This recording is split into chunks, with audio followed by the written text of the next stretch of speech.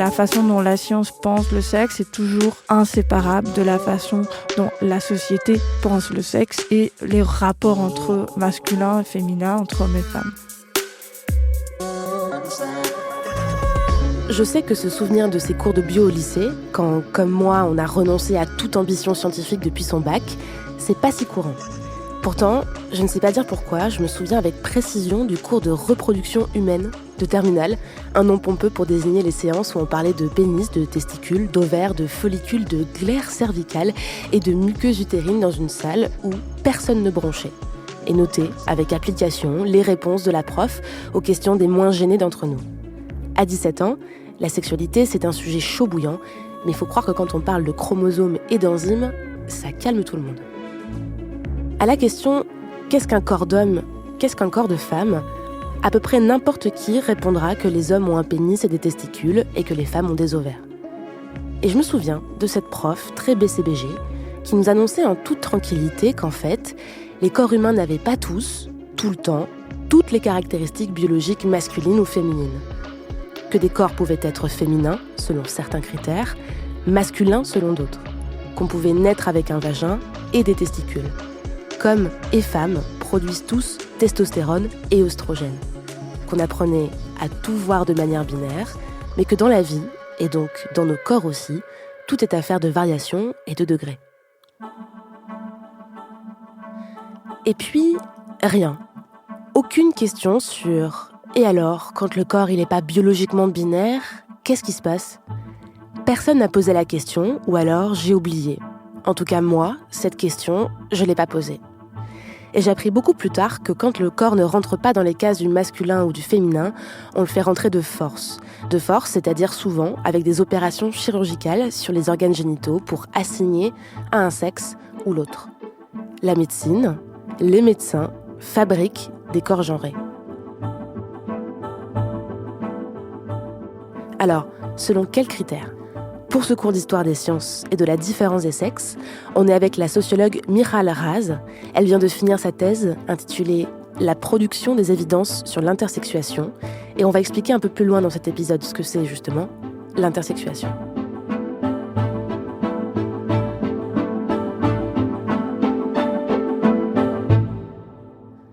Deux idées à bien garder en tête tout au long de cet épisode. La première, c'est que la science n'a jamais défini, même aujourd'hui, de manière absolue, ce qu'était le sexe biologique.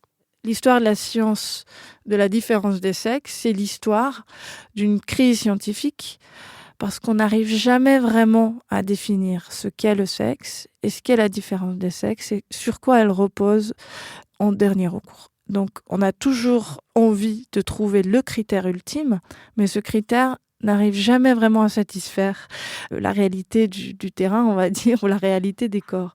La deuxième idée importante, c'est qu'on ne peut pas et qu'on ne doit pas considérer un corps comme masculin ou féminin dans son entièreté, comme si on était fait d'un bloc. Quand on dit corps féminin ou corps masculin, c'est qu'on se concentre sur un ensemble de critères justement biologiques qui font qu'on est homme ou femme, on est masculin ou féminin, et pas qu'on a des caractéristiques féminines, des organes génitaux masculins ou féminins, des organes de reproduction.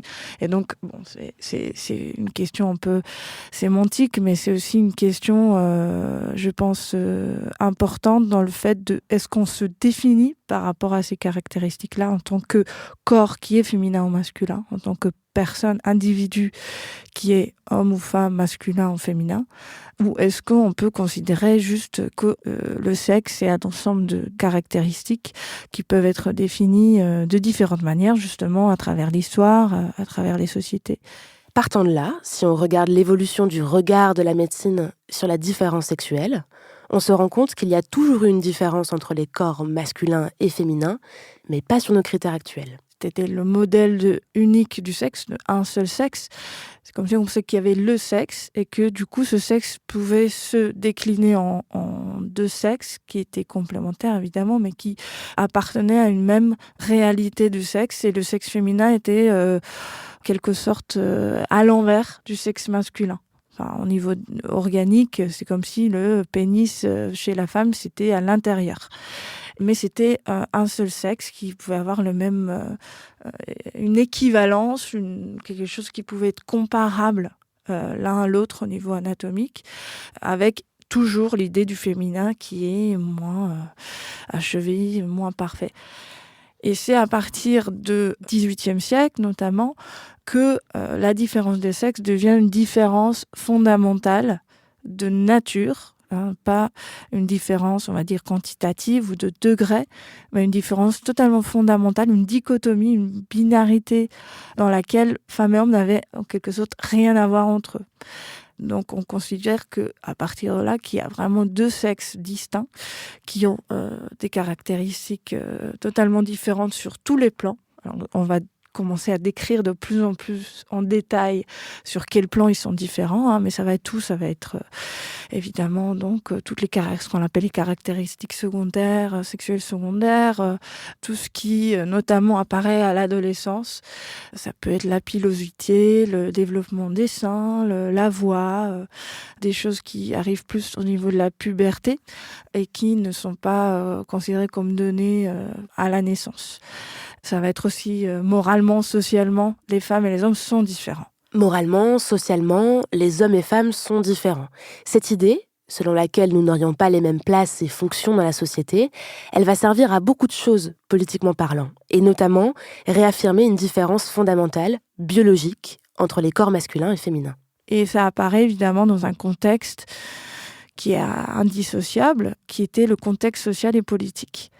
Et ce qui est important, je pense, de noter dès le départ, c'est que la façon dont la science pense le sexe est toujours inséparable de la façon dont la société pense le sexe et du coup les rapports entre masculin et féminin, entre hommes et femmes.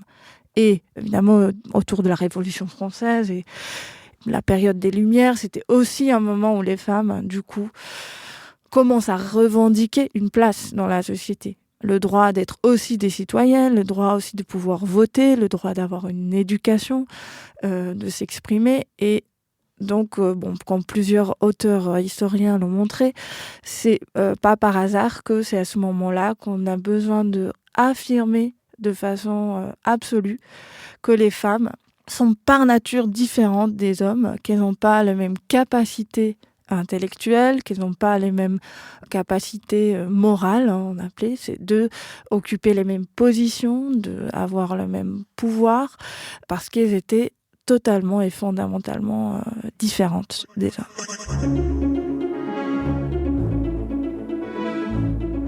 On a l'habitude de penser que c'est le sexe biologique qui détermine nos rôles de genre. On pourrait citer plein de cas de la vie de tous les jours, comme par exemple, les femmes seraient plus maternelles, car ce sont elles qui portent les enfants. Ce que dit Miral ici, c'est qu'à l'inverse, les rôles de genre dans la société font évoluer ce qu'on attribue à la nature, au naturel, au biologique. On va détailler tout ça, mais avant d'en arriver là, il faut repasser un peu par la biologie.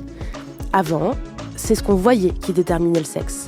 Mais on va commencer à aller voir ce qu'il y a à l'intérieur des corps.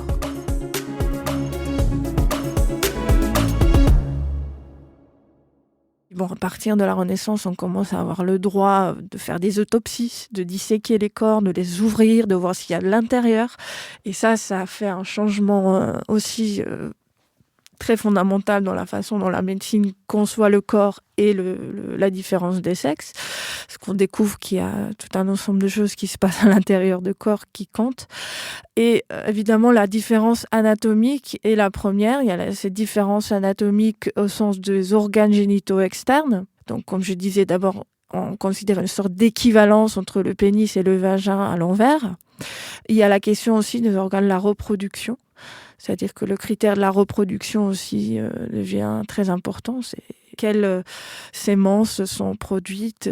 Mais bon, on n'a pas encore accès exactement aux semences, par exemple aux ovules et la question de l'ovulation qui va venir beaucoup plus tard. Mais on a quand même cette idée de différence de rôle dans la reproduction. Alors, ce qui est aussi intéressant, c'est qu'au même moment, justement, ce qui va remettre un peu en cause le modèle de sexe inversé, le modèle on a la femme et l'inverse de l'homme, c'est qu'on redécouvre le clitoris. Et redécouvrir le clitoris, bon, évidemment, on a fait comme si on savait pas qu'il existait, mais le fait de se rendre compte qu'il y a cet organe qui ne correspond pas à l'époque à quelque chose chez l'homme, ça remet en question un peu cette équivalence entre deux sexes et la question du plaisir féminin va aussi concentrer tout un ensemble de débats sur la signification de ce plaisir qui est conçu de plus en plus comme indépendant de la reproduction, justement. Donc il va falloir réaffirmer que pour les femmes, c'est d'abord la reproduction qui compte et moins la question du plaisir qui, de plus en plus, on reconnaît qui passe aussi par un autre organe qui est le clitoris. Et d'autres organes rentrent aussi à cette époque dans l'équation, les testicules et les ovaires. Ces différences qu'on considère fondamentales, qui va être celle justement aussi du rôle dans la reproduction.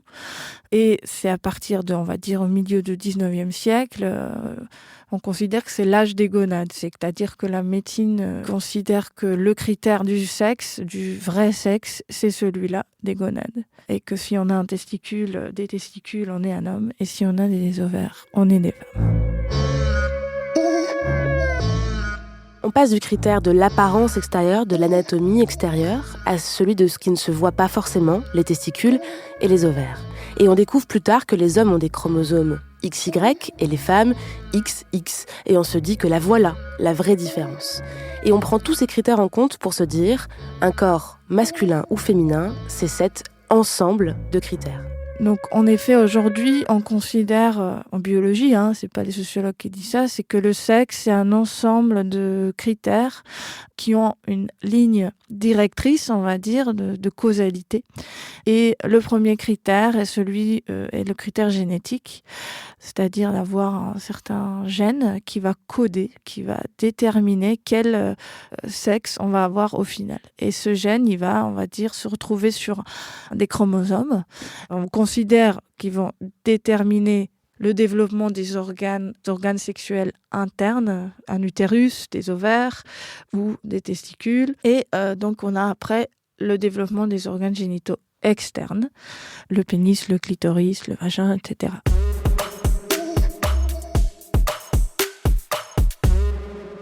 Il reste un dernier critère, celui qui revient souvent quand on parle de biologie, c'est les hormones. C'est qu'au XXe siècle qu'on commence à parler vraiment des hormones et que la science endocrinologique prend son essor. Et la question des hormones, elle va devenir très importante sur plusieurs terrains. D'abord, dans la définition justement des caractéristiques sexuelles secondaires qui vont se développer notamment à la puberté. Donc, la façon dont les hormones qu'on appelle des hormones mâle ou femelle, mais en réalité, on pourra revenir là-dessus, il y a pas vraiment. Les hormones ne sont pas sexuées. On a tous et toutes produit des hormones de façon variable. Mais en tout cas, ces hormones-là vont après déterminer le développement de nos caractéristiques sexuelles secondaires, notamment au moment de la puberté, et faire développer plutôt une pilosité différente, une musculation des seins, etc. Donc il y a comme ça une espèce de prolifération de critères, et il y a de plus en plus de choses qui sont considérées comme appartenant à ces différences fondamentales entre hommes et femmes dans la sexuation des corps. On pourrait évidemment nommer encore d'autres critères, d'autres organes ou d'autres parties du corps qui peuvent être concernées par cette différence-là, mais juste pour le dernier critère, donc on a dit génétique, chromosomique, anatomique, interne, externe, le critère hormonal, et il y a aussi le sexe psychologique.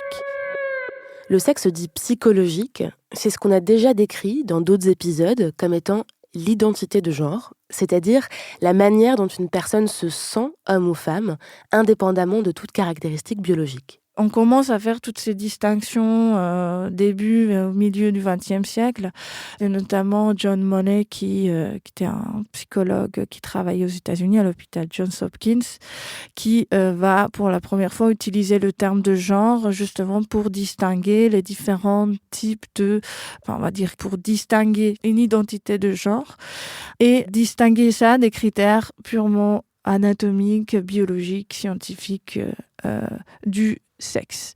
Ce n'était pas dans une volonté féministe de déconstruire la différence des sexes au départ, c'était justement dans un processus de vouloir rendre le sexe quelque chose de malléable, et pour les médecins, de pouvoir dire qu'ils peuvent agir sur le corps, justement dans les cas des intersexes, mais aussi des personnes transgenres, et que cela n'enlève rien à la réalité de l'identité de la personne. Tous ces critères du masculin et du féminin sont considérés par la médecine comme binaires, soit homme, soit femme. Et tout ce qui va dépasser de ce cadre va être considéré comme une pathologie. Si on parlait d'une différence fondamentale entre les sexes, qui existe à partir des Lumières, et on a dit que tout ce qui variait un peu de cette image de différence des sexes absolue était considéré comme pathologique, comme inacceptable socialement, et c'est la médecine qui va prendre en charge, à partir de la fin du 19e et surtout du 20e siècle, va prendre cette responsabilité que de faire conformer les corps à cette idée de différence sexuelle absolue. D'abord, qu'il y ait que deux sexes, et aussi que ces deux sexes doivent correspondre à des normes, on va dire, sociales et esthétiques prédéfinies. Et face à l'évidence médicale, il y a avant tout des corps, des personnes qui ne rentrent pas dans ces cases binaires. Parce qu'il y a des personnes qui peuvent avoir, soit au niveau chromosomique, une variation qui n'est ni XX ni XY, et on a du mal à connaître les chiffres exacts parce qu'évidemment, on ne teste pas tout le monde, on ne connaît pas, nous, forcément nos chromosomes, mais il y a une variabilité des chromosomes. On peut avoir ce qu'on appelle aussi des mosaïques de chromosomes, c'est-à-dire que certaines de nos cellules peuvent avoir des chromosomes XX, d'autres XY. On peut avoir des formules chromosomiques telles que un seul X ou XXY. Et il y a comme ça un ensemble de variations et de variabilité humaine au niveau des chromosomes aussi, qui est très mal connu et qui existe, et qui évidemment rend beaucoup plus complexe la dichotomie entre seulement deux catégories. Il peut y avoir aussi au niveau hormonal une variabilité, une variation dans la production hormonale, et au niveau des organes génitaux également. On se concentre souvent sur la question des organes génitaux externes pour parler d'intersexuation, en disant qu'il y aurait un sexe atypique. Sexe atypique, c'est donc quand ces critères qu'on a cités, chromosomiques, hormonales, anatomiques, ne sont pas alignés ou clairement d'un côté ou de l'autre de la frontière qui a été tracée arbitrairement par la médecine et nos conventions sociales. On peut avoir des chromosomes femmes et des organes génitaux masculins. On peut avoir des organes génitaux qui ne sont ni clairement masculins ni clairement féminins. Et il existe énormément de variations qu'on ne détaillera pas ici, dans lesquelles dire qu'on est biologiquement homme ou femme, ce n'est pas aussi évident qu'on veut nous le faire croire. C'est ce qu'on appelle être intersexué.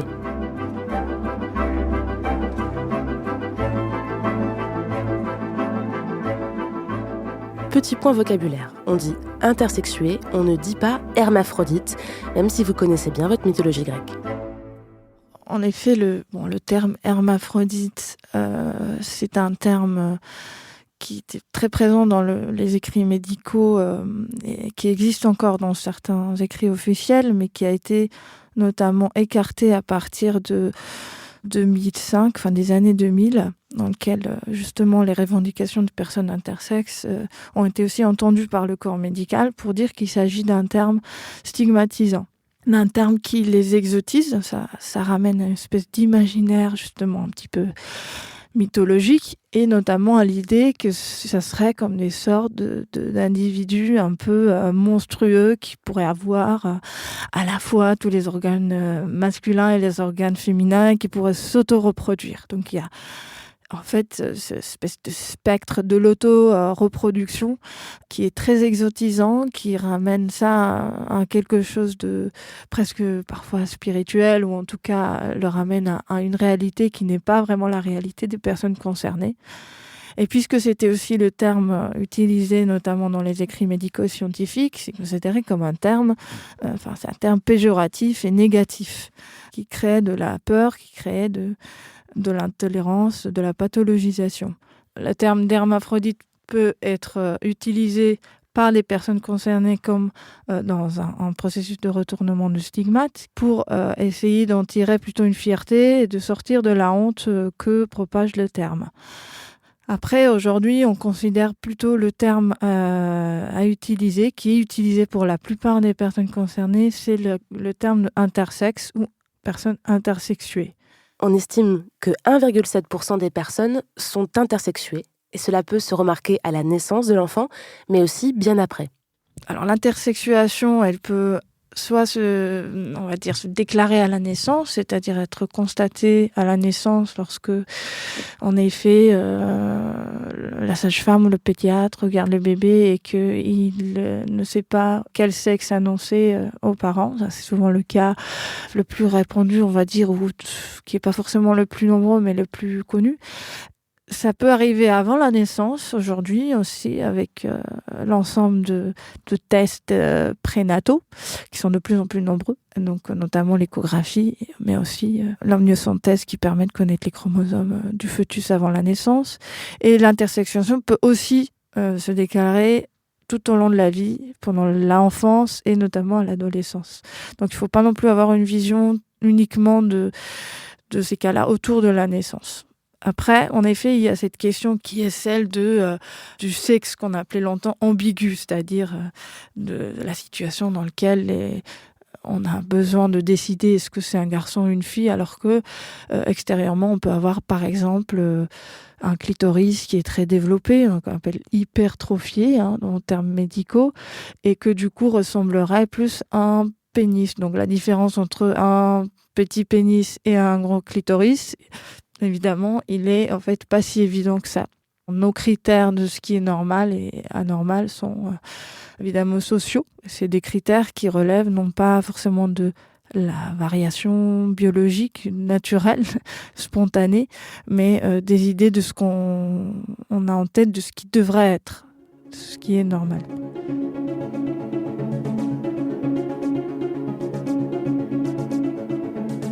Et du coup, lorsqu'il y a un flou sur l'appartenance masculine ou féminine d'un corps, il y a dans une majorité des cas une intervention médicale pour ranger le corps dans une case.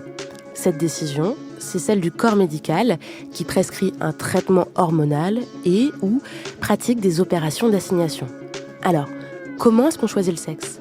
Quel est le critère pour choisir ? Là, il y a un souci.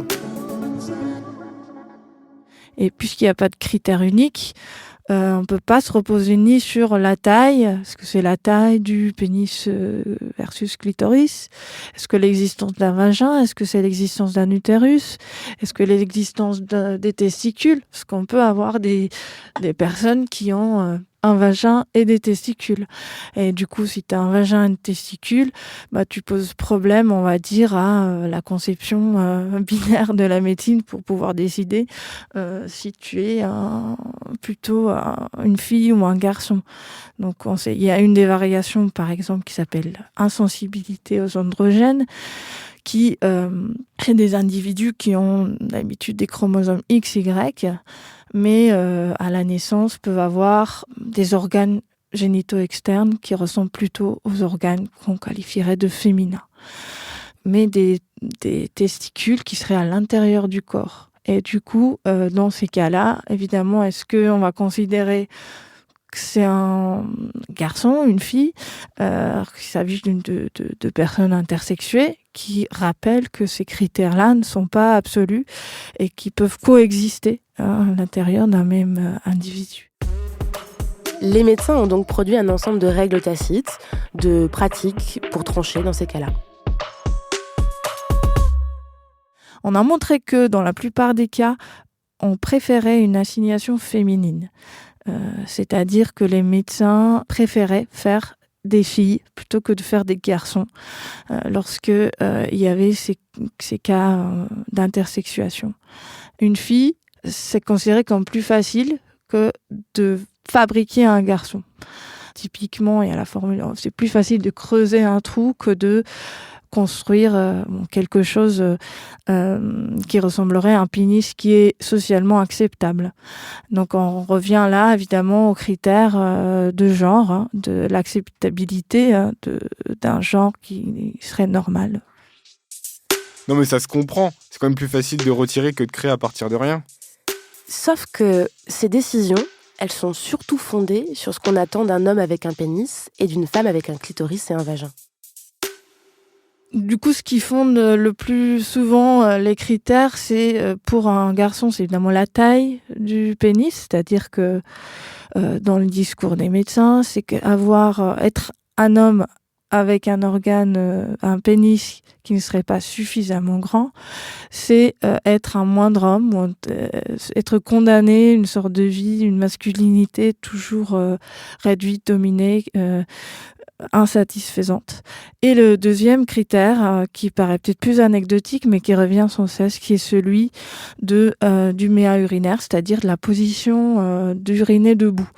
Pour les médecins, le critère de pouvoir uriner debout ou pas, pour un homme, pour un garçon qui serait devenu un homme, c'est un critère aussi fondamental.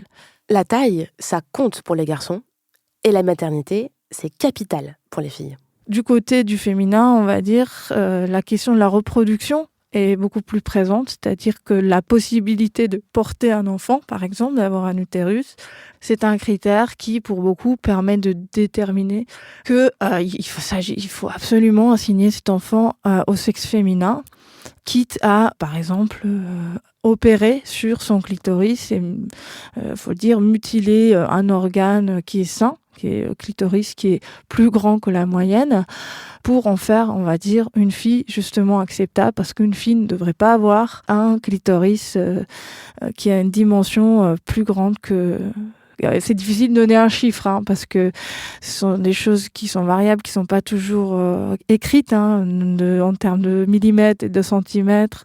C'est des choses qui varient, mais il est encore inacceptable pour la plupart des médecins et aussi, on va dire, pour les parents qui participent à ces processus de décision, que d'accepter d'avoir un enfant élevé en tant que fille avec un clitoris qui ressemble à un pénis, on va dire, dans sa taille. Qui pose problème, par exemple, pour une femme, c'est de considérer qu'elle a un organe, qu'elle a un clitoris qui peut pénétrer une autre femme.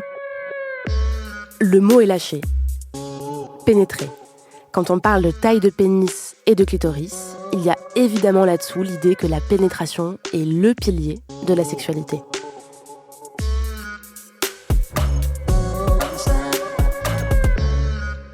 Il fallait ajouter en effet à la liste la question de la pénétration, c'est-à-dire avoir un vagin participe aussi des critères fondamentaux de ce qu'est une femme. Et avoir un vagin, ça veut dire évidemment d'abord pouvoir être pénétré par un pénis. Donc ces critères-là, donc des deux côtés, et pour un garçon, c'est évidemment la taille du pénis dépend aussi de ce qu'on considère avoir une position dans la sexualité qui est la position de pénétrant. Donc le fait de considérer évidemment que on est d'abord un sexe parce qu'on est pénétrant ou pénétré, ça relève plus généralement d'une conception sexiste et hétéronormative de la sexualité et du genre, puisque on définit de façon différente la capacité pour une femme d'avoir une sexualité qui n'est pas définie par son plaisir, c'est-à-dire qu'on coupe même le source de son plaisir, le clitoris, et sa sexualité, elle est d'abord considérée à partir du potentiel de reproduction et de sa capacité à recevoir un pénis, alors que pour un homme, c'est d'abord la sexualité, elle est d'abord pensée par rapport à la pénétration et par rapport au plaisir et on va dire à des performances sexuelles dans un rapport qui est présupposé toujours hétérosexuel. Donc aussi, on présuppose que tous les individus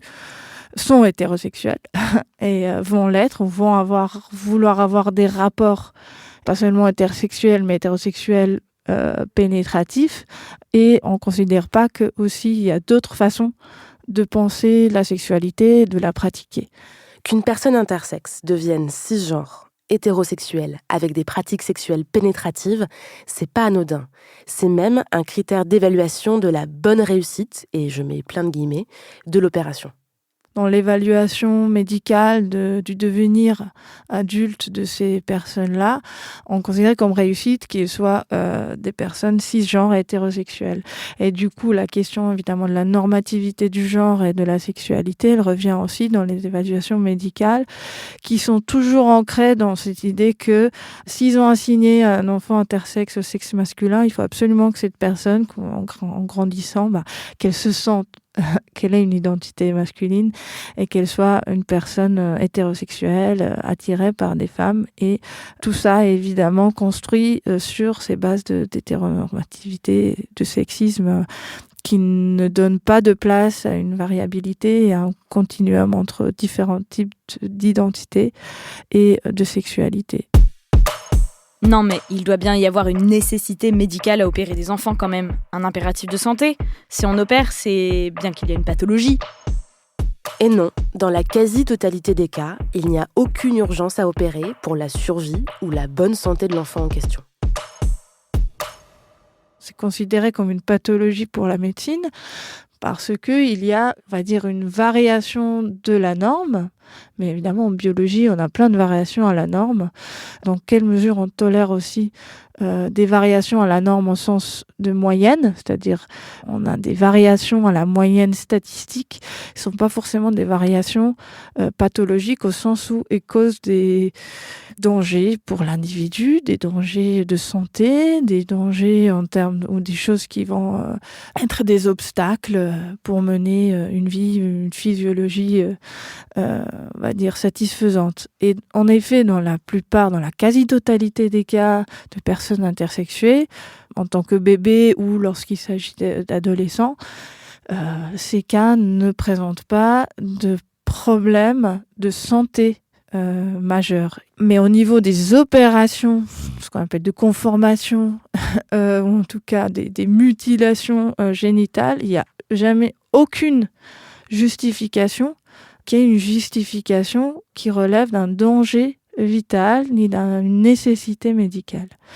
La seule nécessité qui existe pour les médecins, c'est ce qu'on appelait une urgence sociale. Parce qu'il y a tout un ensemble de demandes aussi de la part des parents, mais que d'abord les médecins ils se voient comme des missionnaires un peu du monde social pour faire correspondre les enfants intersexués à une norme pour que la société ne soit pas trop bouleversée, on va dire, ou basculée par rapport à ces variations-là. S'il y a un traitement médical, c'est uniquement parce qu'on considère que l'enfant aurait dû naître fille ou garçon.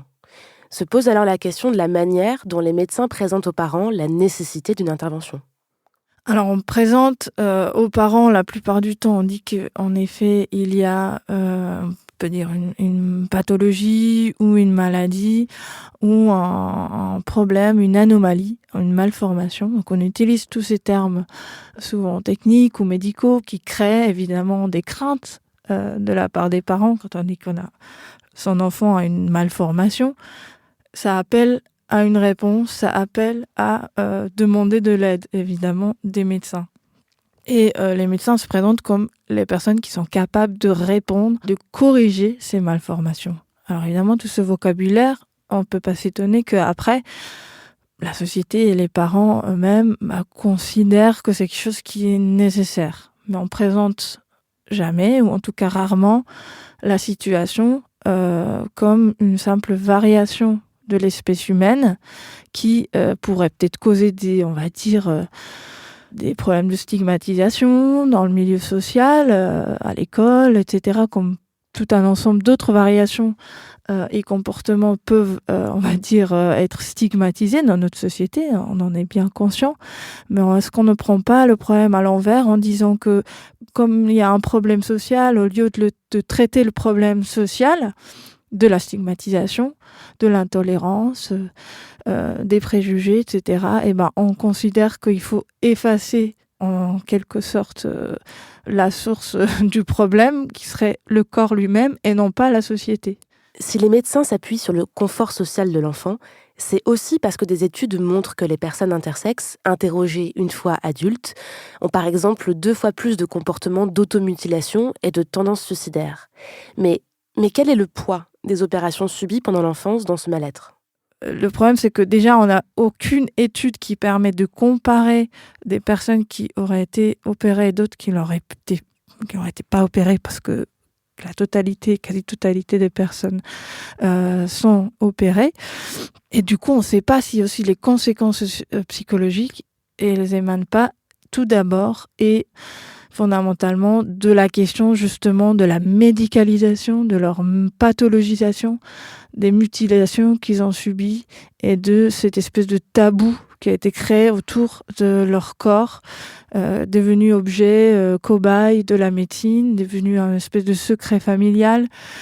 Donc ces efforts-là, depuis des dizaines d'années, on fait comme si l'intersexuation n'existait pas. Donc on produit de l'ignorance à la fois chez les personnes elles-mêmes qui, pour beaucoup de cas, ne savent même pas ce qui leur a été fait.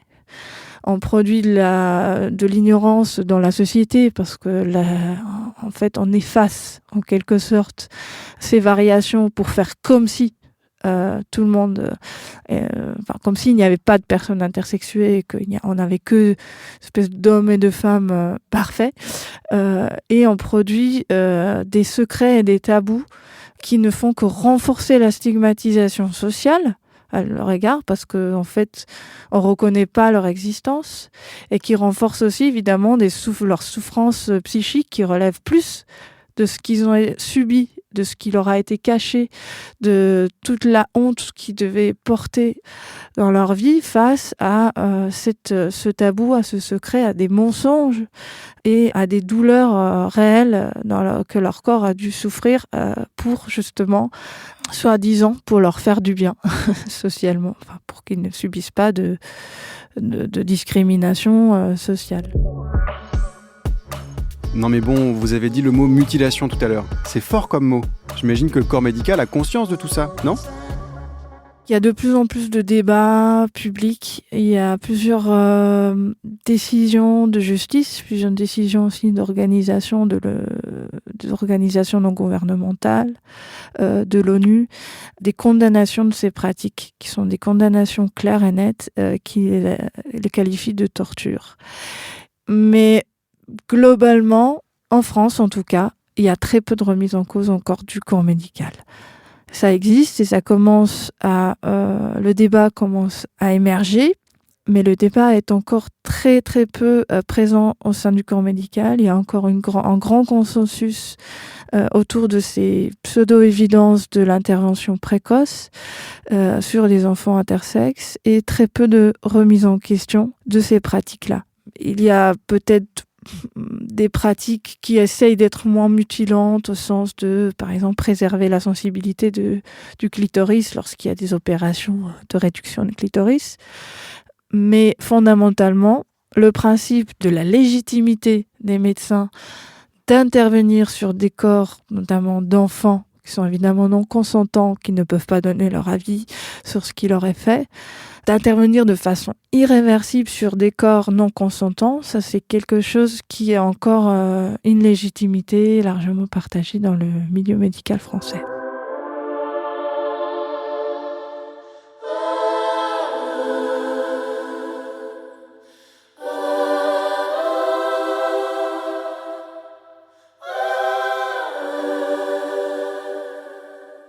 Ce que mettent en avant les associations de personnes intersexes, c'est qu'il serait tout à fait envisageable de ne pas opérer, pour ne pas risquer les complications liées aux opérations et ou la perte de plaisir sexuel qui résulte des mutilations, pour éviter d'assigner une personne à un sexe qui ne correspond pas à son identité de genre. Aujourd'hui, un peu plus d'un tiers des personnes intersexes seraient trans. Elles ne se reconnaissent pas dans leur sexe assigné à la naissance. Attendre avant d'opérer, ou ne pas opérer, c'est aussi laisser les personnes se définir elles-mêmes, comme femmes, hommes ou non-binaires, en grandissant, plutôt que laisser la décision au corps médical ou aux parents.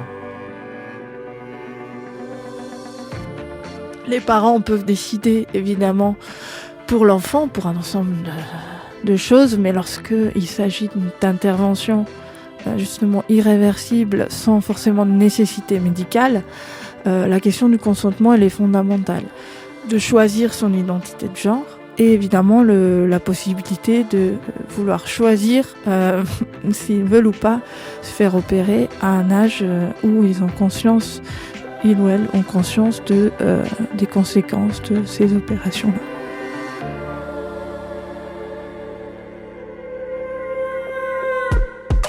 Parce que le vécu des personnes intersexes est une question riche, tout ce qu'on a pu dire ici est forcément qu'une introduction. Pour aller plus loin, pour lire, voir, entendre des personnes concernées, vous pouvez aller sur le site du collectif Intersexes et Alliés, qui rassemble énormément de ressources. Ça va des vidéos de témoignages aux conseils pour l'accompagnement des enfants intersexes lorsqu'on est parent. Si c'est l'aspect plus scientifique, à la fois biologique et sociologique, qui vous a intéressé ici, vous pouvez aussi lire Corps en tout genre d'Anne Fausto-Sterling. Cet épisode vous a plu, interrogé, questionné? Dites-le nous sur les réseaux sociaux ou à l'adresse camille@binge.audio. Cet épisode a été produit par Diane Jean, réalisé par Solène Moulin, et Camille, c'est un podcast de Binge Audio.